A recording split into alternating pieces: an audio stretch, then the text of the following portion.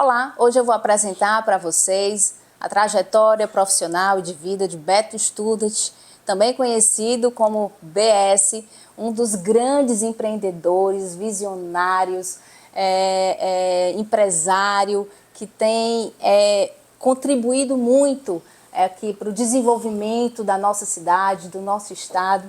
Queria dizer que é um prazer muito grande entrevistar você, Beto. Você tem uma história muito enriquecedora e eu queria que você contasse um pouco aqui para a gente quem é o Beto Studart.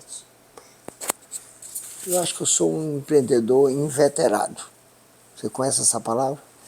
Inveterado é porque não se cansa. Eu comecei muito cedo da minha vida a empreender, a pensar em negócios, né, a vida toda. E tive um trabalho muito árduo na área de agroquímicos no Brasil. Fizemos uma empresa importante dentro do contexto nacional, que foi a Agripec. Depois fui vendido.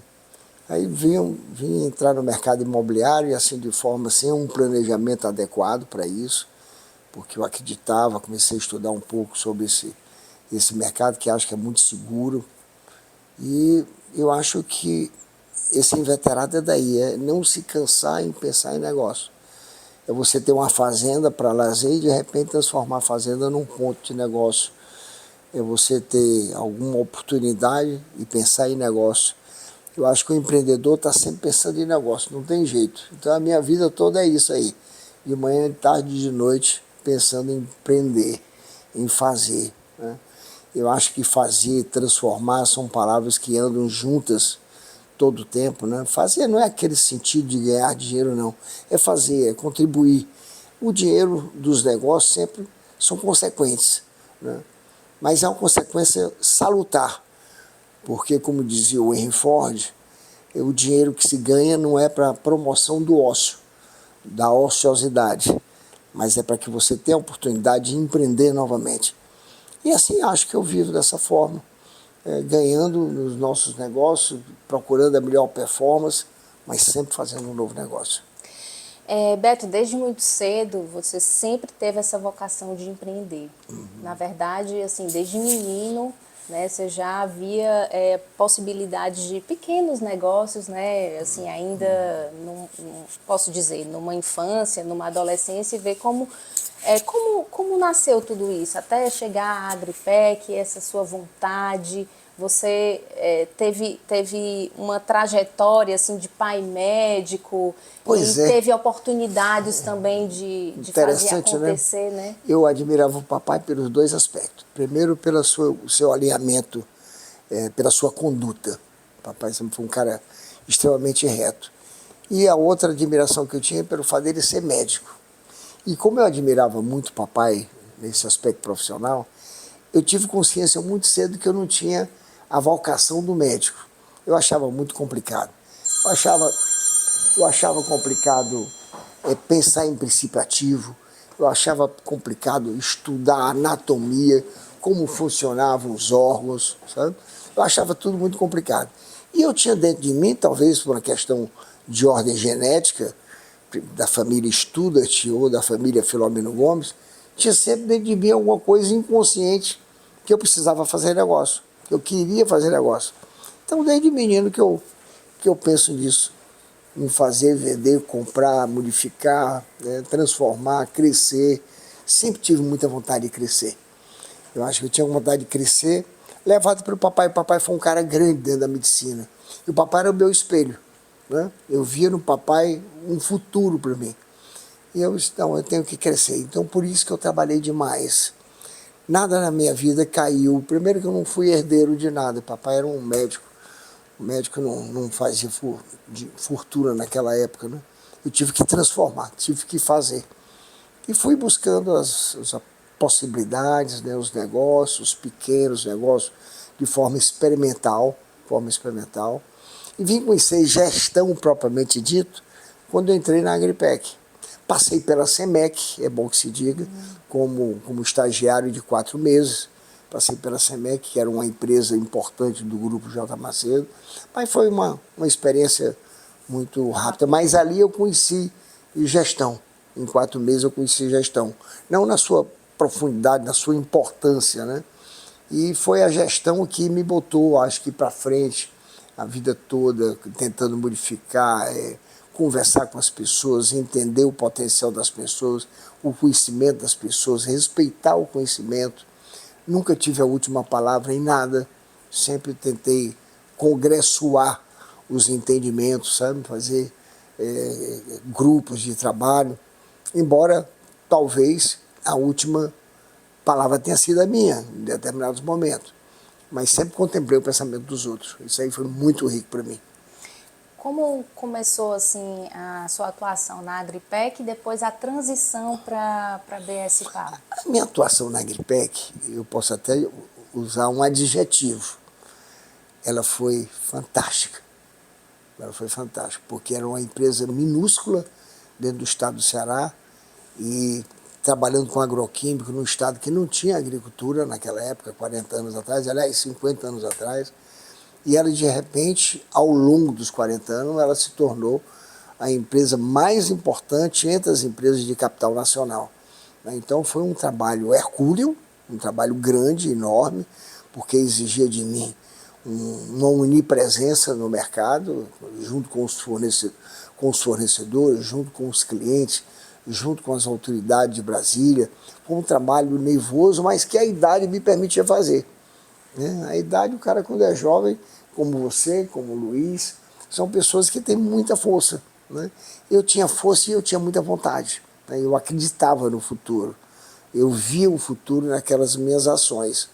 Isso aí foi o meu motivador. Cada dia que passava, eu percebia que a Agripec dava sempre um passo na frente, com todas as dificuldades que advinham de uma empresa pequenininha, minúscula.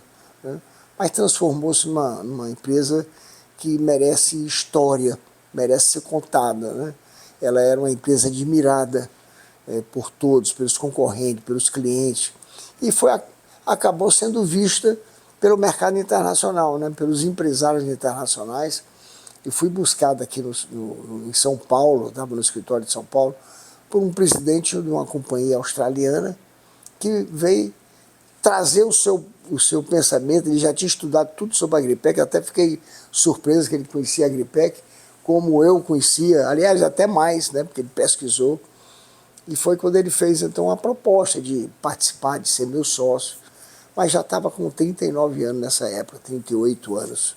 38 de empresa. De empresa.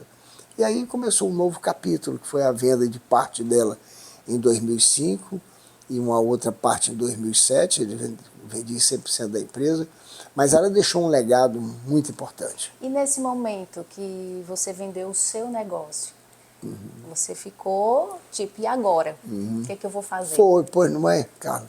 Vê quantas pessoas falam sobre isso aí, Eu fiquei com uma saudade muito grande. Primeiro eu fiquei com saudade e veio um sentimento de pena de mim, autopena. Olhar para mim, e agora? O que é que eu sou? O que é que eu sou? Acabou, tinha estancado ali toda uma realização de 40 anos. Foi um momento muito triste, embora muito gostoso, porque estava bem aquinhoado financeiramente, capitalizado, Mas fiquei com muita pena, porque primeiro eu ia me distanciar de todo aquele mundo de network que eu tinha construído ao longo do tempo, Aquelas coisas iriam se dissipar naturalmente. A gente tenta manter, mas é difícil, porque cada um vai para o seu lado, Eu acabei entrando para a construção civil assim num toque de mágica, envolvido por um amigo que era da construção civil na época e é hoje ainda. E isso aí cresceu o meu olhar e acabei me transformando também numa incorporadora importante no meio aqui das grandes empresas do Ceará. Eu fico muito feliz por isso. E isso aí exige muito de você. Exige renunciar, exige gostar de realizar, exige gostar do bem feito, gostar do bonito, tentar ser precursor de alguma coisa, ser precursor na área de gestão, ser precursor na área do bonito, do belo, da qualidade. Isso aí me fez me posicionar entre as empresas importantes do Estado. A história do empreendedor, né, enfim, dos empresários, ela é baseada muito em altos e baixos. Né? A gente, enfim, tem empresas que estão aí perpetuando no mercado e a gente pode observar uma frequência de muitos desafios, né, enfim, de momentos muito bons. Assim, o que é que o senhor poderia falar, no seu caso? Quais foram os maiores desafios já enfrentados dentro dessa área empresarial? Olha, dizem os filósofos que tem duas coisas que a gente tem que andar junto. Uma é com o conhecimento. O conhecimento que você foi para a academia, estudar nos livros, observar os livros e aprender com os outros, né? O outro é a intuição. A intuição é que lhe leva a experimentar os seus dons. Os livros que dizem muito e os seus dons que dizem tudo para si. Então eu fui um cara muito intuitivo. Eu fui menos livro, fui mais intuitivo. Porque normalmente você pensa que a construção civil ela tem que ser feita por engenheiros. Então eu sou hoje da construção civil e não sou engenheiro. Tem um grupo de engenharia que faz a parte da engenharia. O meu olhar ele é muito mais de gestão, de compatibilização de todas as áreas envolvidas. Eu tenho que ver o marketing, eu tenho que ver a comunicação, eu tenho que ver o custo, eu tenho que ver o orçamento, eu tenho que ver os cálculos, que foi validado por eles e eu vou apenas fazer as minhas perguntas relativas àquela questão. Compatibilizou tudo isso, você tem um projeto na sua frente que está pronto para ir para o mercado. Então eu acho que essa parte intuitiva da gestão, além das palestras que você escuta ao longo do tempo da vida, que você vai aprendendo, que é coisa boa você aprender com os outros, você tem que ter a humildade de aprender com os outros, isso é que é importante, a gente não pode ter a autossuficiência, isso aí é que me deu essa enorme capacidade de gestão, modéstia à parte, né? De olhar, observar, discutir, perguntar. Eu acho que foi por aí. E assim, o senhor diversifica bastante os seus negócios, né? A gente sabe que tem a BS Pá Incorporadora, tem a financeira, tem a BS Cash, né? E como é administrar 4 empresas e ainda muitos projetos sociais, que eu sei que tem a Fundação Eu acho simples, sabe? Eu acho simples. Nós temos aqui um hábito de dividir as coisas. BS Pá Finanças é uma coisa, que vai trabalhar com o mercado, na compra de contratos entre empresas servidoras de serviço, bem redundante, e aquelas que estão recebendo o serviço. Então nós normalmente entramos na intermediação financeira, nós compramos esse contrato. Né? Quando você tem um bom prestador de serviço e você tem um bom receptador do serviço, você sabe que o cara vai concluir a obra e você sabe que esse cara vai pagar, você compra esse contrato. Então a expertise da BS Pá Finanças é nesse aspecto, por isso que ela é uma empresa bem vitoriosa. Talvez é a maior empresa do nosso grupo, a turma pensa que é incorporadora, e não é. A maior empresa nossa é a BS Pá Finanças. Aí depois você tem a parte de tesouraria, propriamente dito, que tem um family office tocando. Depois você tem a parte da BS Par DI, que é a empresa patrimonial do grupo. E você tem a BS Cash, que é a menina, a criança do grupo, que está aí se preparando para fazer operações com pessoa física. Está indo muito bem, uma empresa bonita, baseada numa plataforma extremamente segura, segura inclusive no aspecto de fraude, né? Fraude dos hackers, né? Está indo muito bem, ela é novinha, ela está com 1 ano e pouco. E o pensamento nosso é ter um trabalho nacional, trabalhando com pessoa física de forma nacional. Estamos nos preparando para isso, está muito bem, isso não é difícil, desde que você tenha uma gestão independente, ao mesmo tempo simbiótico entre esses líderes, a coisa vai muito bem. E vamos falar agora um pouco assim, sobre a vida pessoal. Assim, tem uma viagem inesquecível que você vai guardar para a memória sempre? Qual é o teu hobby hoje em dia? Pois é, o meu hobby é a fazenda, que eu adoro a fazenda, inclusive posto muita coisa da fazenda no Instagram, né? O pessoal que gosta do Instagram. E, de repente, a minha fazenda está se transformando num negócio, que tudo que eu faço acaba se transformando num negócio. Então, hoje eu sou um criador de cavalo, que é uma coisa que é mais envolvido com um belo, com a beleza, com a morfologia do animal, né? Com a melhoria genética do animal. E a outra, acabei criando Nelore. Hoje eu sou um criador de Nelores. Né? Eu tenho a totalidade, o potencial da fazenda está todo convertido nesse ambiente de Nelore. Eu sou um vendedor de bezerro de 7 meses e o mercado, quando vê meus bezerros, acreditam muito, porque as suas matriarcas, no caso as suas mães, são todas matriarcas de alta linhagem, né? E os touros que eu tenho, são 12 touros, são todos eles também magníficos, oriundos de alta genética que eu compro em Uberaba, Uberlândia, por ali, né? Sempre campeões. E estou fazendo uma coisa que o meu lazer transformou em negócio. Mas não deixa de ser lazer, é lazer. Eu chegar na fazenda, pegar o meu jipinho e ir para dentro dos piquetes, olhar o gado de perto, ou pegar o meu cavalo, botar uma cela, sair com o meu pessoal, ir para o campo, ou passar no açude, ver o açude sangrando, né? Olhar as minhas obras, que eu tenho algumas coisas de arte, tudo que eu faço na fazenda, ela tem muito de arte.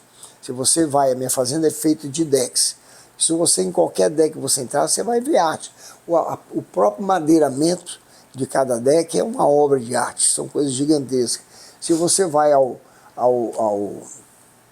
na área de vacinação da piquete, no brete, você vê que é um brete sinuoso. Um brete sinuoso é um brete que foi desenvolvido por um autista, uns dizem que é canadense, outros americana, um autista que era apaixonada por bicho, e ela criou um brete sinuoso exatamente para poder eliminar o nervosismo do animal. O animal, quando vai em fila indiana, para poder ir para o tronco, para poder receber uma vacina, ou ser inseminado, eles ficam muito nervosos. Então, o sinuoso, o animal não sabe para onde é que vai, então fica todo mundo calminho. Uma coisa interessante. Quando você chega lá, você vê que todo o meu madeiramento é de alto nível, sabe? Tudo de forma de qualidade que um fazendeiro não podia fazer, mas eu gosto da arte, eu gosto de ver a arte. Então, hoje o meu lazer é isso, ir para a fazenda, ir para as minhas casas no Fortinho, ou no Uruaú, ou na Praia das Fontes, né? Fazenda sobretudo, essa é a minha parte de lazer.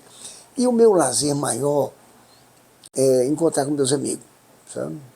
Meus amigos de muito tempo, eu manter meus amigos de 10 anos, de 20 anos, 30 anos, 40 anos atrás, tu até se admira que eu ando sempre com os mesmos amigos, porque eles são assim, é o que vai ficando, né? Da vida são os amigos, né? São maravilhosos. E na outra parte são os jovens. Os jovens, eu acho que os jovens se aproximam muito de mim, eu acho que talvez pela minha vontade incansável de construir não é prédio não, construir história, construir coisas boas, construir soluções, prosperar. Isso chama muita atenção do jovem empreendedor. E eu recebo muitos jovens empreendedores aqui, que querem conversar comigo, trocar ideias, discutir, tirar suas dúvidas. Eu acho isso extremamente legal para mim, sabe? Me envaidece muito ser buscado por eles. É bacana, né? É muito bom. É muito bacana. Muito bom. São gerações aí que vêm buscando um pouco. Quando a turma começa a me procurar, eu diz, rapaz, eu estou ficando velho mesmo.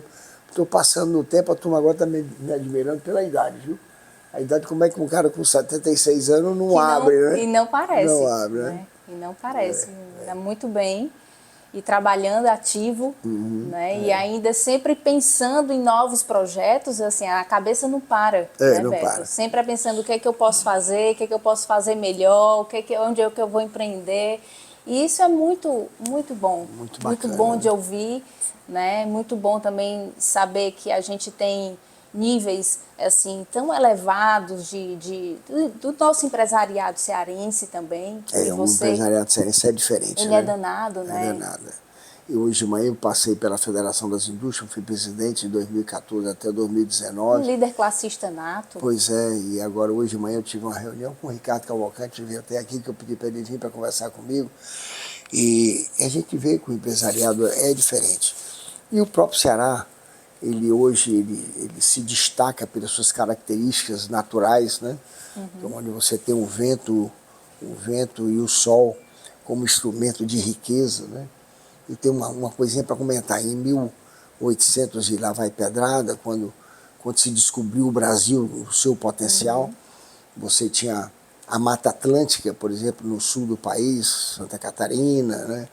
Por lá, e Rio Grande do Sul, Paraná, se destacava pela Mata Atlântica, que tinha um solo próprio, rico, e um clima espetacular, com precipitação anual adequada para você plantar uva, plantar outras culturas exóticas. Aí você fazia um relacionamento com a Europa, que vinham para cá os italianos, os alemães, e ficavam no sul, né? E o Nordeste era negligenciado, de certa forma, porque o Nordeste não tinha riqueza, né? O que nós tínhamos aqui, a turma dizia, não, só tem sol tem vento. E aqui não tinha solo. Se tinha solo, em alguma região tinha solo, não tinha chuva. Então, o que é que se caracterizava aqui o sertão do Ceará? Caracterizava pelo marmeleiro. Marmeleiro é uma planta xerófila, que suporta o verão, e quando chega no inverno, ela refloresce. Depois ela fica como se morta, ela inverna, né? E de repente você vê a translocação da riqueza. Você vê que o Ceará, a exemplo de outros estados nordestinos, por conta desse potencial natural, está se transformando num grande celeiro na geração de energia alternativa, e agora se falando em hidrogênio verde, que é oriundo da própria energia, porque você vai ter que trabalhar as águas, você vai ter que trabalhar a água do mar, desalinizar, depois explorar do H2O, você ficar com a parte de hidrogênio, né? E transformar, mandar essa energia para a Europa, para ser veiculada, quer dizer, usar em automóveis e depois em indústrias. Então, de repente, você vê o estado do Ceará, por intermédio da Federação das Indústrias, assinando aí bilhões de dólares de contratos, recepcionando empresários do mundo todo, da Austrália e da Europa, montando as suas usinas, estimulando as pessoas a produzirem energia por intermédio da fotovoltaica, a sua energia por intermédio da eólica, né, que serão todas elas. Tem que ampliar. Se nós temos 100% hoje, 100, um exemplo, 100 instalado, vamos precisar de 300 para poder dar suporte a essa transformação. A parte de infraestrutura, de navios de transporte, para poder levar o gás líquido, essa energia de forma líquida e feita para a Europa.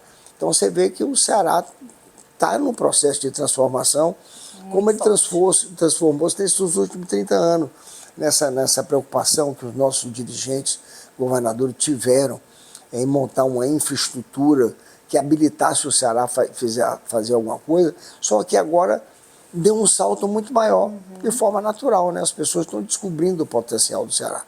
Então, graças a Deus, nós temos governadores que estão fazendo a sua parte de forma exemplar. A Federação das Indústrias tem dado um exemplo também constante de transformação. O nosso presidente atual, que me sucedeu, foi o Ricardo Cavalcante, tem sido espetacular, quer dizer, na condição dele, é um cara primoroso, dedicado, né? Então, acho que nós estamos sofrendo essa transformação. O empresariado do Ceará merece o nosso aplauso, sabe, por sermos incansáveis, e a gente está trabalhando de forma amiudada, né? Todo o tempo, acho que precisa ser visto mesmo. Gostaria de agradecer demais Minha bichinha, obrigado. Gente conversar aqui. Você certamente é um desses grandes empreendedores e empresários que orgulha muito o nosso estado. Tá bom, muito obrigado pela visita de vocês, foi ótimo, obrigado a Trends, e agradeço ao Marcos também, a vocês que estão aí pelo lado das câmeras. É um prazer tão grande, viu? É um prazer. Tá bom. Obrigada. Obrigado. Até a próxima.